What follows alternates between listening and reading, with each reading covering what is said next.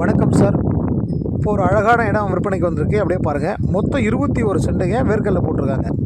Side எங்கே locate ஆகிருக்குன்னா, Melmaruvathur பக்கத்தில் SRM college.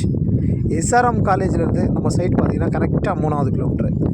சென்னையிலேருந்து திண்டிவனம் போகிற மெயின் ரோடு என்ஹெச்சிலேருந்து கரெக்டாக 3வது கிலோமீட்டரில் சைட் அமைஞ்சிருக்குங்க. சர்வீஸ் கிணறு போர் எதுவும் கிடையாதுங்க. வேர்க்கல்ல போட்டிருக்காங்க. 21 சென்ட்டு தார் ரோட்லேயே அமைஞ்சிருக்கு.